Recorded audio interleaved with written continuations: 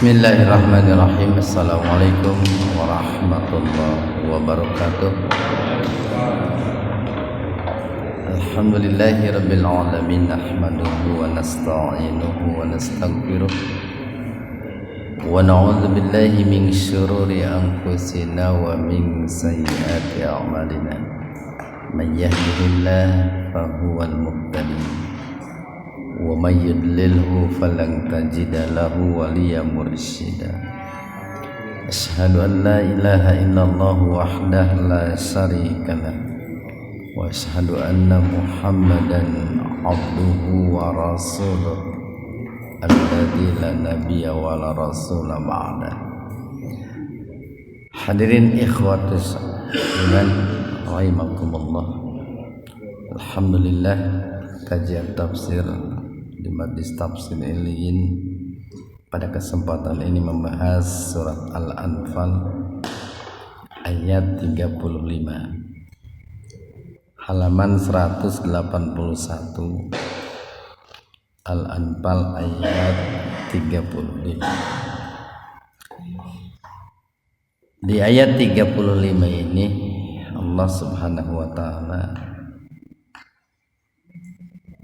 mengabarkan kepada kita tentang bagaimana ibadahnya, ataupun lebih tepatnya sholatnya orang-orang musyrik Mekah ya, di Masjidil Haram pada saat itu.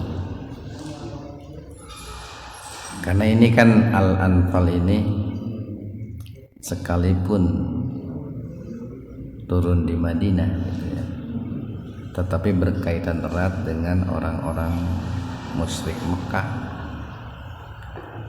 Seperti kemarin kan kita bahas, terjadi perang Badar, itu kan perang antara umat Islam yang sudah hijrah ke Madinah dengan orang-orang musyrik yang masih tinggal di Mekah. Nah, Allah mengabarkan wa dan. Nah, ini wa-nya itu wawu ibtida gitu Pak ya. Wawu yang menunjukkan permulaan pembicaraan.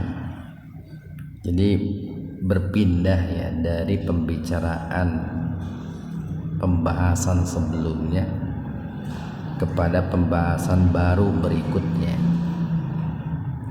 Jadi wa dan ma tidaklah, mahnya manapi meniadakan,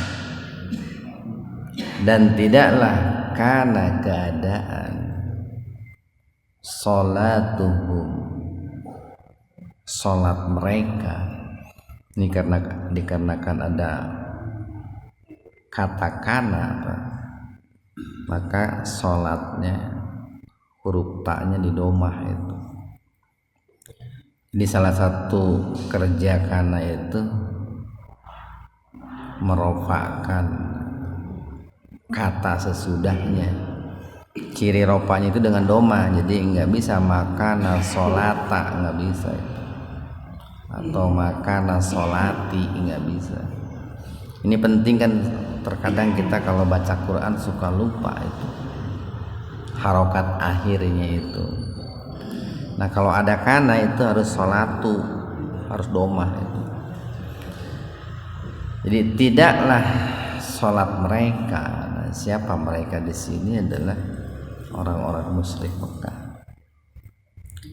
Ini mengabarkan kepada kita bahwa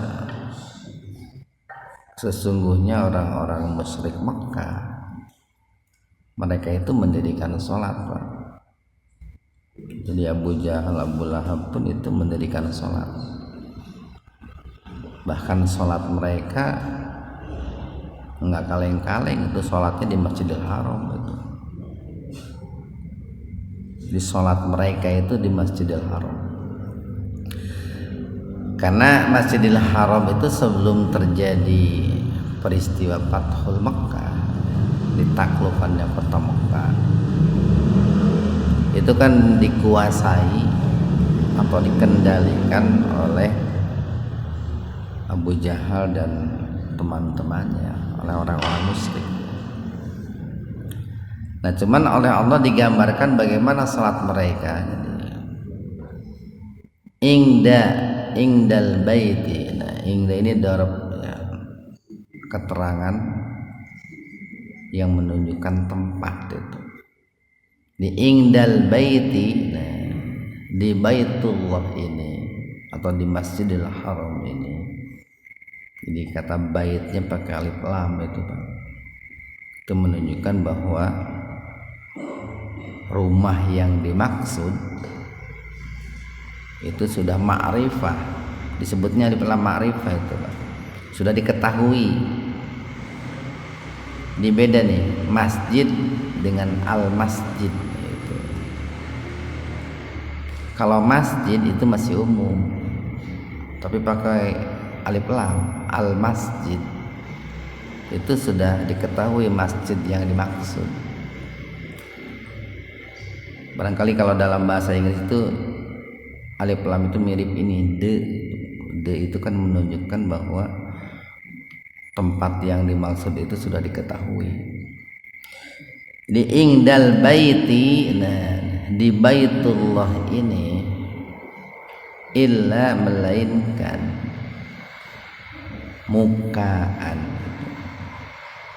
mukaan itu tepuk tangan, watasdiyah, dan juga siulan. Ini ada beberapa hal yang harus kita pahami di sini. Pertama terkait dengan hukum fikih, ya. Bagaimana hukumnya tepuk tangan dan siulan itu? Secara hukum asal, Pak, keduanya hukumnya itu mubah. Kan kalau bicara hukum fikih itu ada 5, Pak. Ada wajib, ada sunnah, ada haram, ada makruh, ada mubah. Mubah itu artinya boleh, bukan harus, boleh. Jadi hukum asalnya tepuk tangan itu dan siulan itu boleh. Ini jangan kemana-mana dulu, hukum asalnya boleh. Bisa berubah, nanti dari boleh itu bisa dianjurkan, bisa dilarang. Nah, kapan tepuk tangan itu dianjurkan? Ini bagi seorang perempuan yang sholat di masjid manakala imamnya lupa itu, Pak. Jadi kalau imam lupa ketika mengimami sholat, umpamanya lupa ruku atau lupa sujud, laki-laki kan mengingatkan imamnya itu dengan ucapan subhanallah, itu laki-laki. Kalau perempuan mengingatkannya itu dengan bertepuk tangan, dengan bertepuk tangan. Nah, gitu. Tong kaos ngeprakan japatin, tong bisi kaos ngeprakan japati, biasa aja gitu. Cukup segitulah.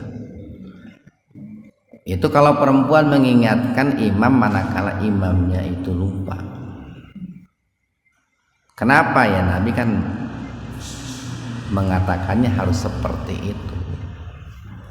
Di samping suara perempuan kan aurat, atau karena perempuan itu kan sholatnya di belakang laki-laki, yang jarak dari imam ke saf perempuan itu cukup jauh.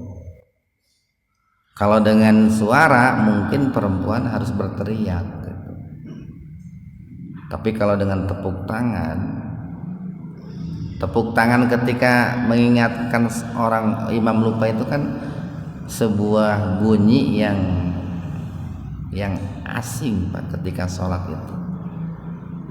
Sehingga imam itu dengan adanya tepuk tangan itu akan langsung sadar, oh kenapa nih ada yang tepuk tangan, jangan-jangan saya salah gitu. Itu hukumnya menjadi boleh itu, Pak, bagi seorang perempuan manakala mengingatkan imam yang lupa. Begitu pula dengan siulan itu. Bisa juga nanti siulan itu diperbolehkan atau dianjurkan gitu. Mungkin ketika memanggil hewan itu binatang gitu. Kan manggil burung kan dengan siulan itu Pak.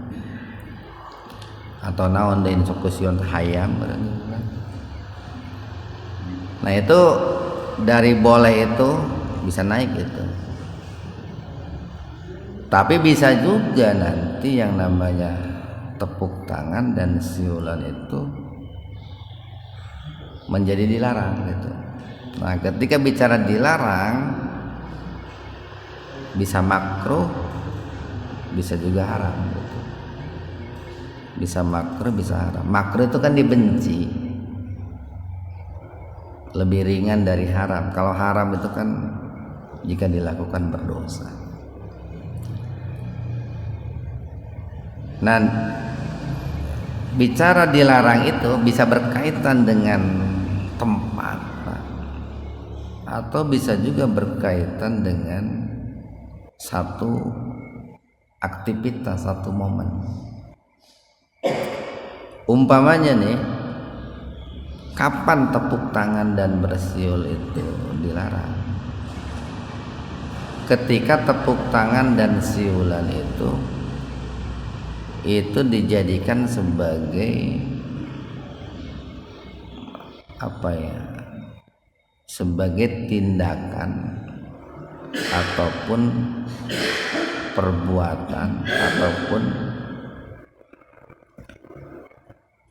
amalan-amalan ketika melakukan hal-hal yang namanya ibadah, atau ketika siulan dan tepuk tangan itu dianggap sebagai sebuah ritual ibadah. Seperti dulu orang-orang musyrik kan begitu Pak. Mereka orang-orang musyrik Mekah itu menganggap bahwa siulan dan tepuk tangan di Masjidil Haram itu sebagai ritual ibadah yang memang diajarkan, ini menurut keyakinan mereka, itu diajarkan oleh para pendahulu mereka harus seperti itu. Bahkan terkadang digambarkan mereka bersiul dan bertepuk tangan di Masjidil Haram itu sambil telanjang. Nah ini jadi haram hukumnya seperti itu Pak. Atau bertepuk tangan dan bersiul itu bisa berkaitan dengan tempat Pak. Umpamanya bertepuk tangan dan bersiulnya itu mungkin menjadikan masjid sebagai tempat untuk nyanyi-nyanyi, untuk joget-joget, untuk bersiul gitu Pak. Nah, itu menjadi tidak boleh Pak. Ini penting nih sebab hari ini kan sering kali begini. Dalam rangka ini ya, dalam rangka mengindonesiakan Islam. Jadi bukan mengislamkan Indonesia istilahnya Pak. Dalam rangka mengindonesiakan Islam gitu. Harusnya kan mengislamkan Indonesia, harusnya kan begitu. Mestinya begitu. Mengislamkan Indonesia mestinya begitu. Ini kan ada semangat dalam rangka mengindonesiakan Islam. Jadi Islam harus mengikuti gaya Indonesia gitu tak. Itu kan seringkali budaya-budaya gitu ya. Dalam rangka mengakomodir budaya itu sehingga tindakan-tindakan yang tidak pantas lah dibawa ke masjid itu dibawa juga ke masjid gitu. Ini kan gaya Indonesia seperti ini katanya gitu. Sehingga banyak orang yang di masjid itu melakukan nyanyian-nyanyian ataupun siulan-siulan. Itu kan di samping menghilangkan kesakralan masjid ya, yang menodai juga kesucian masjid kan begitu Pak.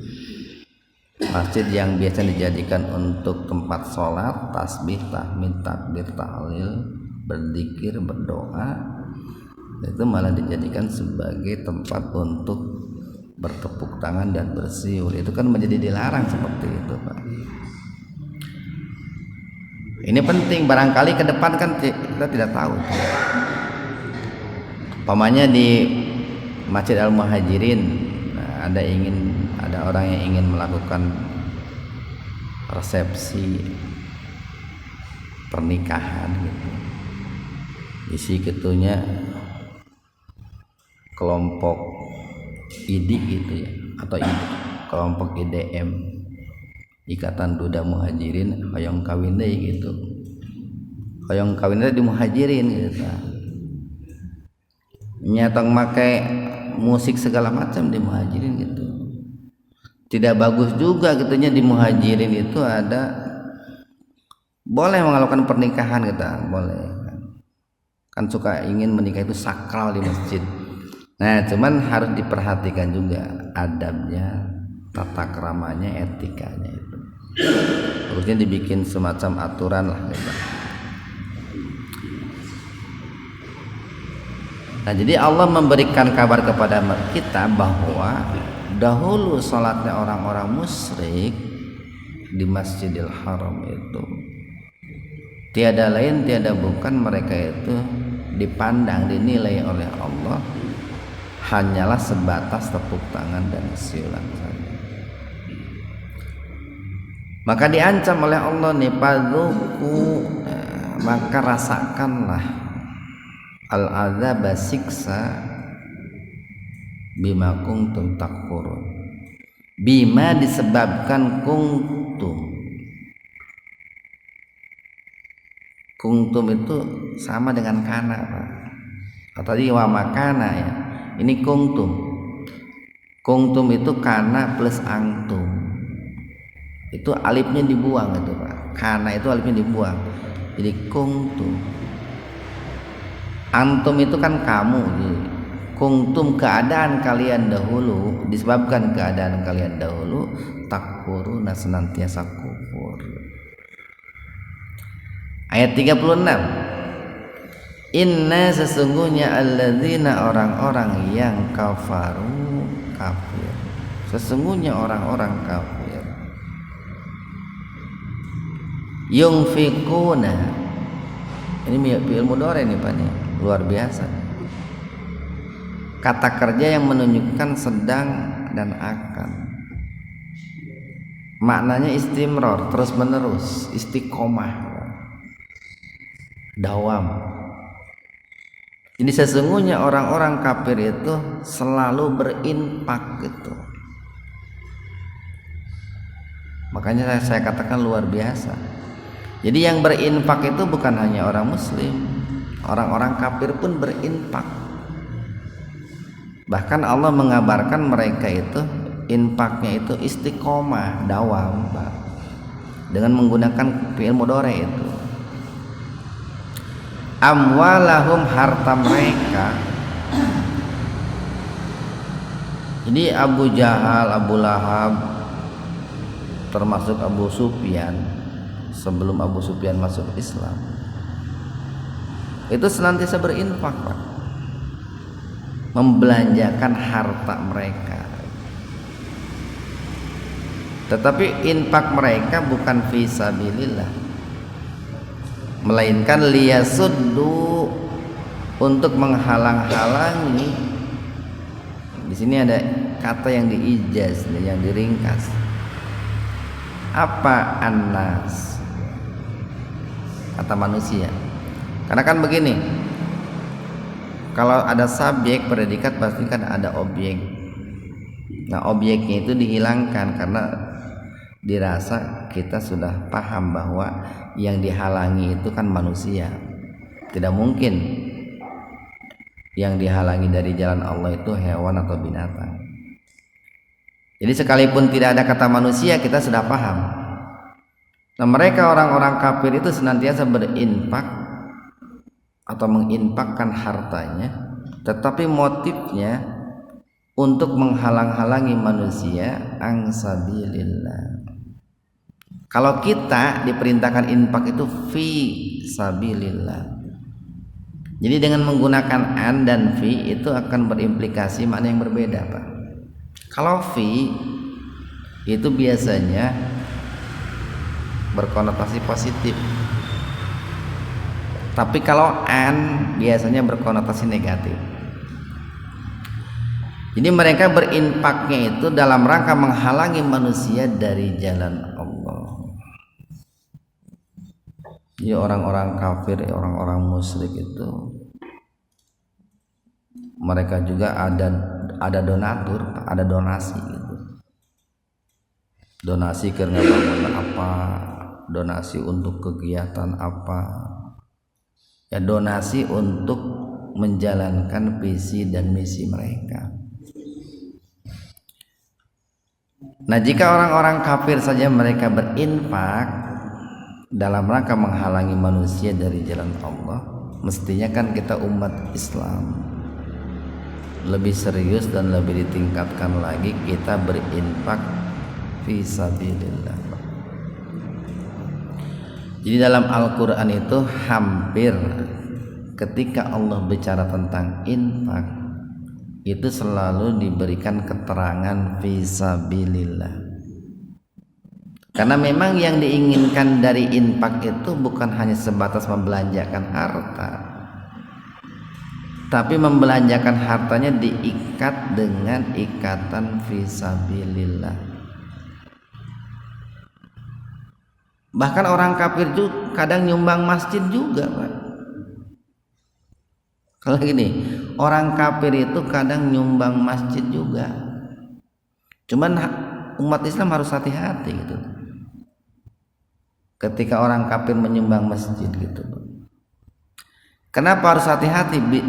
Khawatir atau bisa jadi bahkan bisa dipastikan nyumbangnya itu bukan untuk fisabilillah, justru untuk menghalangi manusia dari jalan Allah gitu. Karena orang kadang umat Islam sok atoh katanya, sok atoh, wah si eta cenanya, padahal lain umat Islam nyumbang cenah samiliar keur ngabangun masjid, boa-boang ke jadi masjid dan dikendalikan ku manehna ke Pak. Baheula masjid dibangun ku saya kudu kieu kudu kitu tong kieu tong kitu arek kumaha Pak. Kan banyak tuh masjid dibangun oleh orang-orang yang motifnya tidak lurus, tidak ikhlas. Motifnya bukan fisabilillah. Cuman gara-gara butuh duit, Pak. Jadi begitu. Tong boro-boro orang kafir atau nyumbang masjid. Kadang politikus wae nyumbang masjid pan sok aya kepentingan, Pak. Padahal umat Islam tanya, sok saya disumbang masjidnya. Hayang sabaratus juta, hayang sabaratus miliar. Tapi kudu kieu, kudu kieu, kudu kitu, kudu kitu. Eta masih umat Islam, komo lamun orang kafir. Ya kehati-hatian harus ada juga. Komo lamun engke nu penting saya engke bisa keluar masuk ke eta masjid. Ayeuna mah tuh pan ka Istiqlal wae larsung. Malah disambut bagian gede-gedean. Ayeuna gitu. Ketika orang kafir masuk Istiqlal kan heboh disambutnya. Padahal kan tempat suci, Al-Quran mengatakan innamal musyrikina najasun. Sesungguhnya orang-orang musyrik itu biangnya najis. Bukan hanya najis itu, Al-Quran menggunakan najas. Jimnya itu pakai tasdid itu. Jadi biangnya najis itu. Biang itu biang apa tuh? Ini aya biang gula, biang es. Itu teh nu ngaranna biang mah lebih-lebih dari itu, Pak. Kita lanjutkan nih. Pasayung fikuna, nah, maka mereka akan senantiasa menginfakkan. Diulangi nih Pak nih. Tadi di awal innalladzina kafaru yunfikuna. Di sini diulang lagi. Pasayung fikuna. Maka nanti mereka akan senantiasa menginfakkan harta mereka. Hanya itu kembali kepada amwal, harta. Summa kemudian takunu, mereka menjadi takunu alaihim, mereka menjadi hasratan rugi. Jadi ada kana, ada kuntum, ada takunu. Sebetulnya mas sarua-rua wae kata dasar apa. Cuma digulak-gilak hurufnya unggul. Kana, kuntum, takun. Mereka akan terus menginfakkan harta mereka dalam rangka menghalangi manusia dari jalan Allah, yang kemudian nanti mereka akan merugi hasrah itu. Summa kemudian yuglabun, mereka akan dikalahkan. Wah, berapa miliar, berapa triliun itu Pak sekarang dana yang digelontorkan oleh orang-orang kafir untuk memerangi Islam, baik memerangi pemikiran umat Islam ataupun memerangi fisik umat Islam. Banyak tuh. Nih per bulan itu triliunan dana yang bergulir di negara kita Indonesia. Saya kalau dosen kalau mau nih tiap bulan ada proyek penelitian itu Pak. Tawaran proyek penelitian itu dari mulai paling murah 25 juta, 50, 100 sampai 500 juta satu kali penelitian itu. Diburuhan gitu Pak, diburuhan, dibayar. Ngan geus sababaraha kali nyobaan saya lolos asalkan aya kesan-kesan menyerang Islam gitu, lolos itu Pak. Kuncinya di situ aja sebetulnya. Barangkali ngalakuin penelitian teh di Indonesia teh ribuan. Tong mahal-mahal kali 50 juta we kali 1000 eta. Per bulan ya teh Pak. Per bulan. Lamun rek niat neangan duit ngienan penelitian moal poe gitu. 2 bulan, 3 bulan beres gitu. Bayarannya mahal itu. Cuma nya eta tah teper teh gitu kudu ngadukung maranehanana gitu. Summa kemudian yuglabun, nanti mereka akan dikalahkan. Nah ini terjadi pada peristiwa Fathul Mekkah. Jadi orang-orang musyrik Mekkah yang waktu itu senantiasa menginfakkan harta mereka di jalan Allah, di jalan setan, dalam rangka menghalangi manusia dari jalan Allah, mereka akan rugi dan juga akan dikalahkan. Walladzina, dan orang-orang kafaru yang kafir, ila jahannam, ke dalam neraka jahanam, yuhsyarun, mereka akan dikumpulkan. Kalau tadi hasrotan Pak, itu pakai sin, itu rugi, menyesal Pak, menyesal. Kalau yuhsarun pakai sa itu dikumpulkan. Maka kalau Bapak membaca yuhsarun itu salah. Kalau yuhsarun itu artinya menyesal. Yuhsarun itu. Ini maksudnya kalau salah baca ini masuk kepada kesalahan besar Pak. Akan merubah arti, merubah makna. Sebetulnya kata yusarun dengan hasrotan itu kata dasarnya sama, ha sin ro, itu 3 huruf asalnya. Cuman kalau hasrotan itu sin kecil, kalau hasru yusarun itu sin besar. Jadi di dunia mereka akan rugi. Apa kerugian di dunia? 1 menyesal, 2 dikalahkan. Di akhirat mereka akan rugi, dimasukkan ke dalam neraka jahanam. Ayat 37, liyamiza,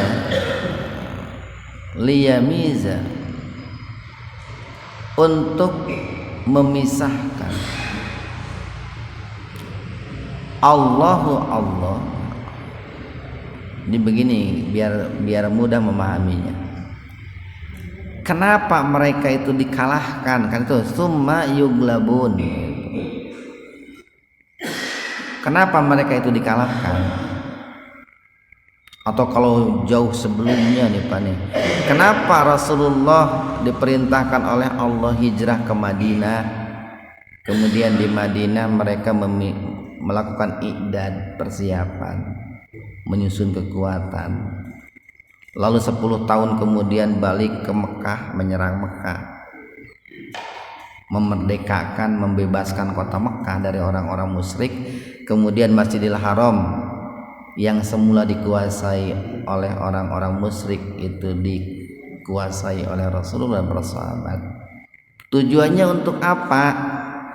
Liyamizallahu, supaya Allah memisahkan al-khabisa, yang buruk-buruk, minat thayyib, dari yang baik-baik. Jadi pentingnya hijrah Pak, pentingnya perjuangan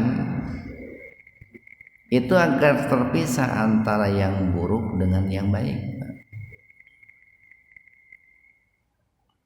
Cuman prosesnya panjang Pak. Untuk sampai ke tingkat perang itu prosesnya panjang. Makanya ada hijrah dulu tuh. Bahkan Rasulullah dilarang memerangi kota Mekah atau melakukan penyerangan terhadap kota Mekah sebelum orang-orang yang muslim yang ada di Mekah itu diperintahkan hijrah terlebih dahulu ke Madinah. Jadi harus dipisahkan dulu biar jelas mana kawan, mana lawan, mana muslim, mana non muslim. Mungkin kalau di Palestina sekarang itu jelas itu Pak.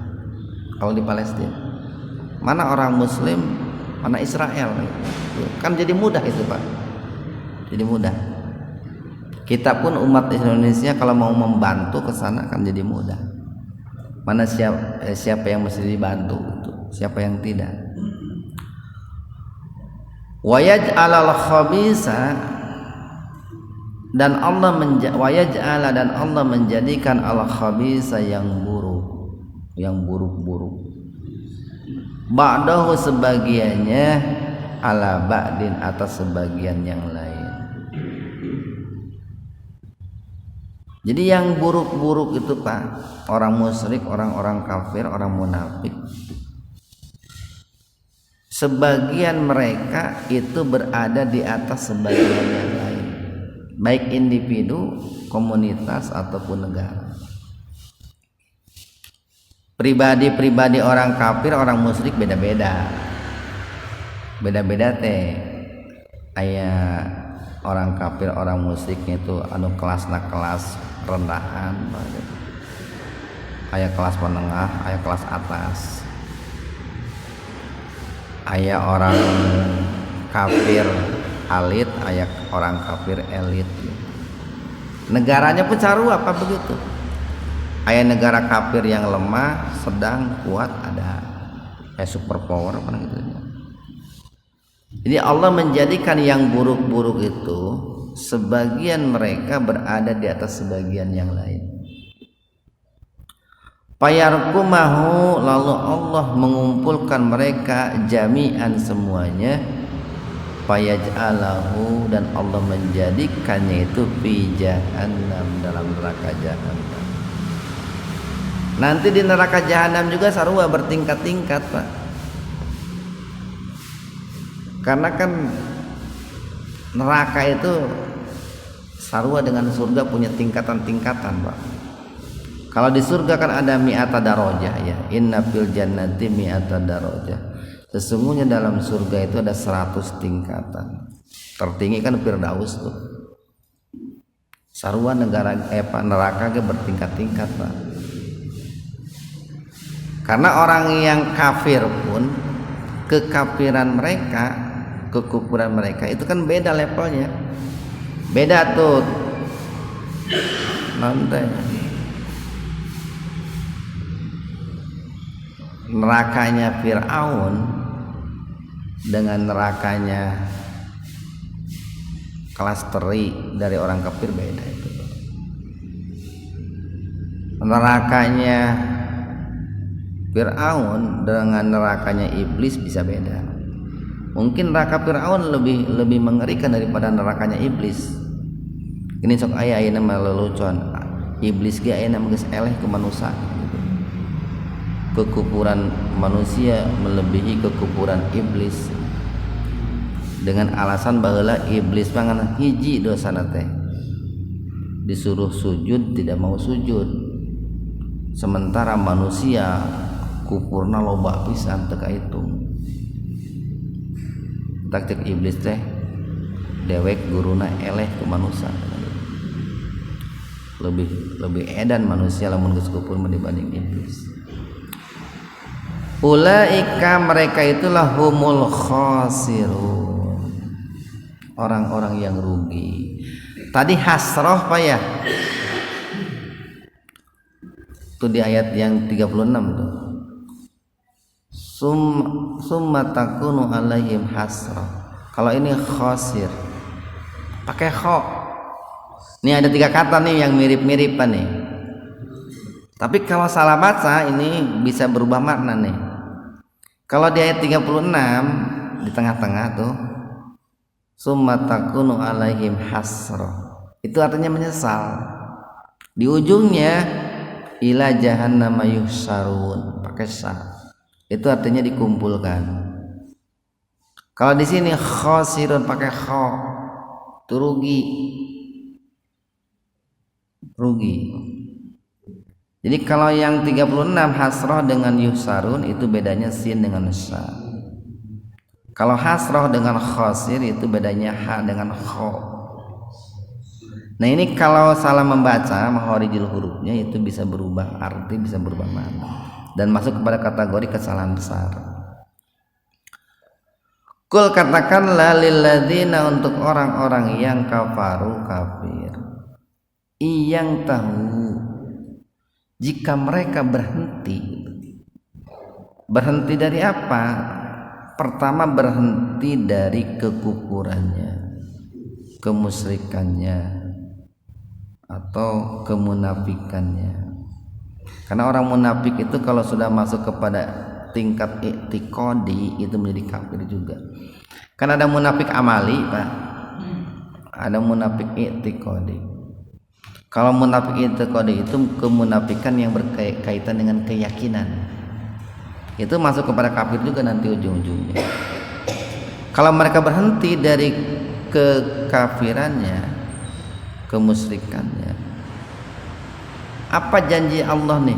Yughfar, akan diampuni lahum bagi mereka.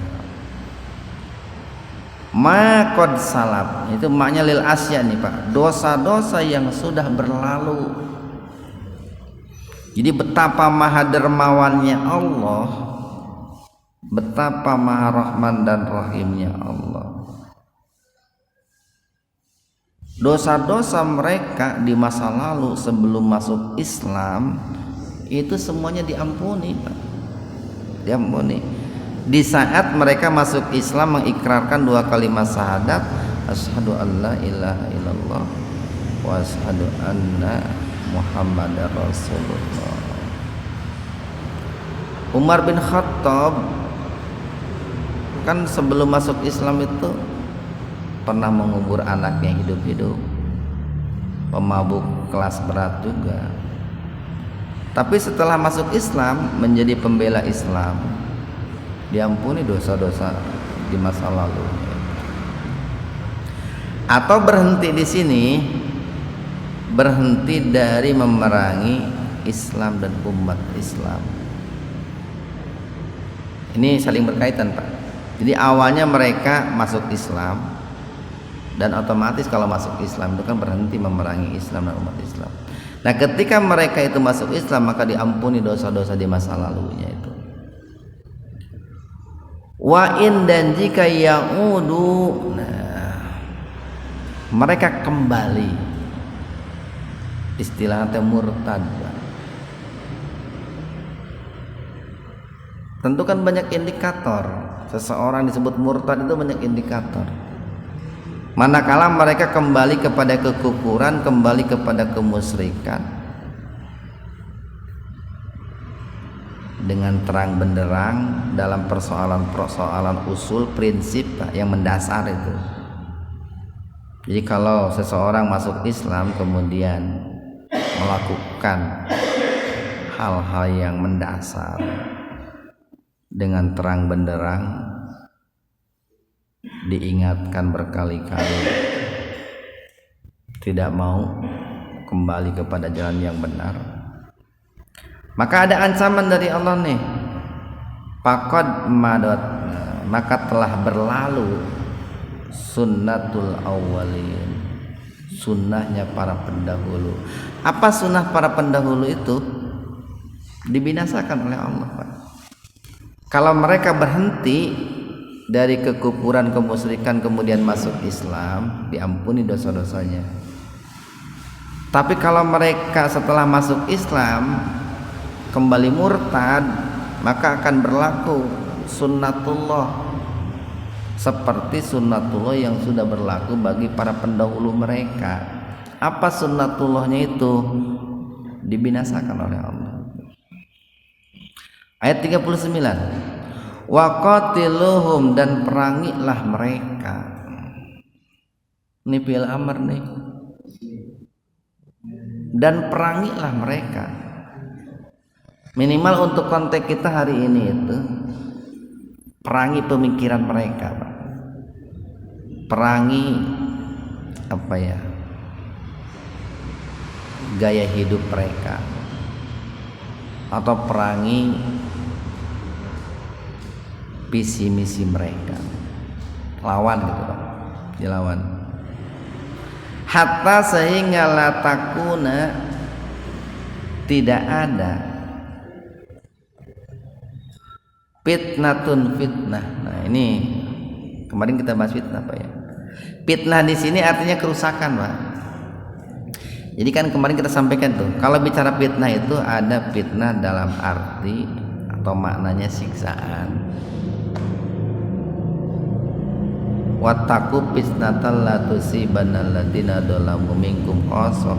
Ayat sabarat apa kamarintah? Itu ayat 25. Fitnah di situ artinya siksaan. Ada juga fitnah itu artinya ujian. Ayat 28 tuh, wa'lamu annama amwalakum wa auladukum fitnah. Itu ujian artinya, Pak. Kalau di sini fitnah di sini artinya kerusakan. Diperangilah mereka orang-orang kafir sehingga tidak ada lagi yang namanya fitnah, kerusakan di muka bumi ini. Cuman tadi tuh, Pak, prosesnya terpanjang gitu, tidak ujuk-ujuk gitu, kecuali kalau memang reaksi membela diri. Tapi kalau aksi itu prosesnya panjang. Ada hijrah dulu, Pak, ada pembinaan penempaan, ada i'dad gitu, Pak.